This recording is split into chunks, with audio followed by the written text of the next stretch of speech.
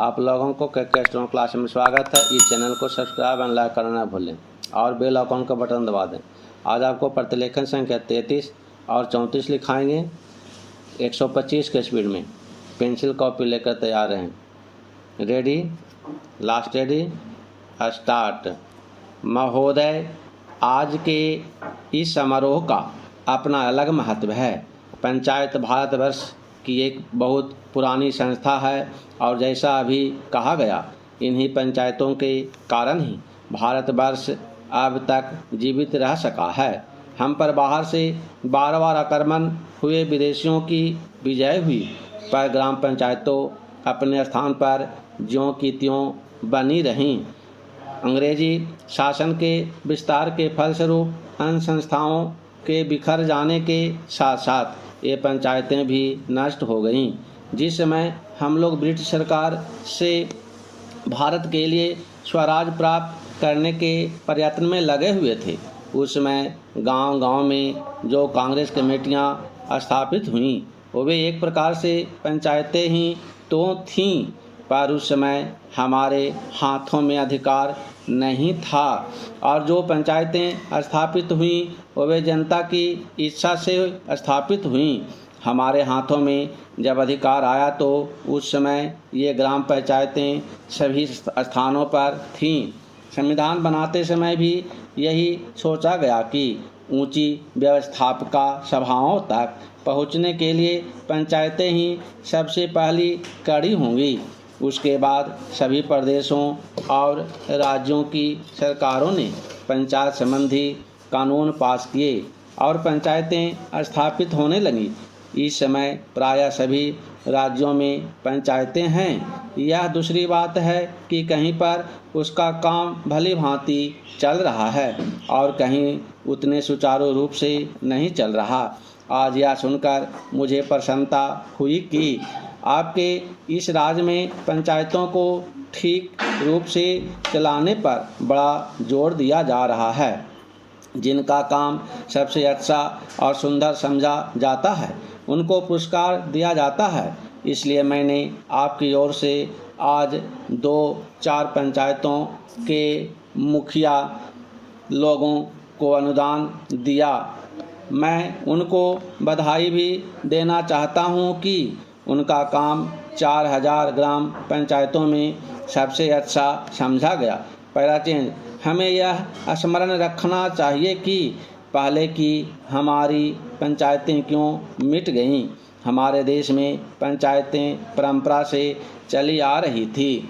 अंग्रेज़ों ने भी मुक्त कंठ से इस बात को स्वीकार किया कि भारत का प्रत्येक गांव गणराज्य था, पर एक समय आया जब गांव स्वतंत्र गणराज्य न रहे और देश परतंत्र हो गया। इसका कारण हमें कमजोरियों का आना था। हमें उन कमजोरियों से अभी भी बचते रहना चाहिए, जिससे फिर से वह दिन न देखना पड़े। वह कमजोरी थी उन पंचायतों का संकीर्ण दृष्टिकोण। लोगों ने पंचायतों की परिधि के क्षेत्र को ही अपना देश माना और इस कारण जब एक पंचायत पर आक्रमण हुआ तो दूसरी पंचायतों ने उसकी रक्षा में हाथ बटाना अपना धर्म नहीं समझा। इसी प्रकार विदेशियों ने एक एक पर आक्रमण करके सारे देश पर अपना अधिकार कर लिया। हमारे शत्रुओं ने हमारे पारस्परिक वैमनस्य और भेदभाव से भी लाभ उठाया। अभी हाल में जब भाषावार राज्यों का प्रश्न उपस्थित हुआ तो गांव की छोटी छोटी पंचायतों ने जैसी सम्मतियां प्रकट की, उनसे यह स्पष्ट हो गया। पहला चेंज, महोदय, अन्य उद्योगों और प्रत्येक राष्ट्रीय गतिविधि की भांति समाचार पत्रों को भी समय समय पर बदलती हुई परिस्थितियों के अनुरूप बनना होता है। हमारे स्वाधीनता संग्राम के अवसर पर राष्ट्रीय पत्रों ने बहुत बड़ा काम किया, जिसे राष्ट्र प्रशंसा की भावना के साथ सदा स्मरण रखेगा। देश के स्वाधीन होने के बाद से समाचार पत्रों के दायित्व में मौलिक परिवर्तन हुआ है। देश से विदेशी सत्ता के जाते ही शासन तंत्र राष्ट्र के प्रतिनिधियों के हाथ में आ गया। यह स्वाभाविक था कि इस परिवर्तन के बाद सभी समाचार पत्र अथवा उनमें से अधिकांश अपनी नीति पर पुनर्विचार करें। इन 9 वर्षों में अधिकांश पत्रों ने इस दायित्व को सुचारू रूप से निभाया है। मैं यह प्रसन्नता से स्वीकार करता हूँ कि पत्रों ने राष्ट्रीय महत्व के प्रश्नों पर सरकार का समर्थन कर उसका बल ही नहीं बढ़ाया, बल्कि जब कभी विचार स्वतंत्र और सच्चे मतभेद की मांग हुई तो पत्रों ने आलोचना का आश्रय भी लिया। किसी भी पत्र का मूल्य अंततोगत्वा महत्वपूर्ण प्रश्नों पर उसके निर्भीक और निष्पक्ष विचारों के आधार पर ही आंका जा सकता है।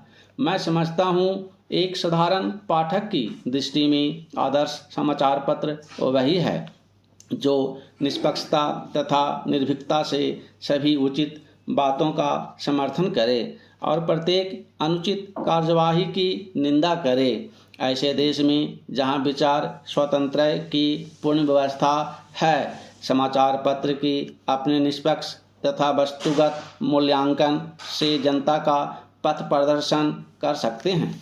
यह काम उतना ही आवश्यक है जितना जनसाधारण में संवादों का प्रसार करना। प्राचीन भारत में समाचार पत्र उद्योग लगभग 100 वर्ष पुराना है। इस काल में पत्रों ने बहुत प्रगति की है और शक्ति तथा यश का उपार्जन किया है, किंतु जब हम भारतीय पत्रों की दूसरे प्रगतिशील देशों के पत्रों से तुलना करते हैं तो हम बहुत सी बातों में, विशेषकर प्रकाशन संख्या की दृष्टि से, अपने पत्रों को बहुत पिछड़ा हुआ पाते हैं। लघु प्रकाशन संख्या का प्रमुख कारण हमारे देश में साक्षरता का भारी अभाव है।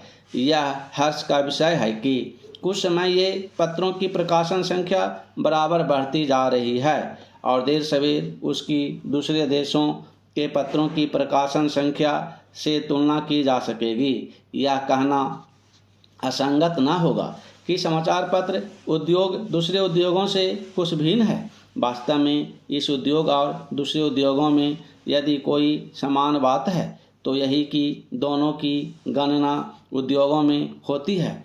इसके अतिरिक्त समाचार पत्रों और अन्य उद्योगों में बहुत कुछ भेद है। किसी भी उद्योग पर राष्ट्रीय संगठन और राष्ट्र के लोगों के विचार, उनके लक्ष्य तथा महत्वाकांक्षाओं को व्यक्त करने का इतना भारी उत्तरदायित्व नहीं जितना समाचार पत्र उद्योग पर है। पत्रों और पत्रिकाओं का प्रकाशन संसार के सभी देशों में आरंभ में एक साधारण प्रचार कार्य के रूप में हुआ।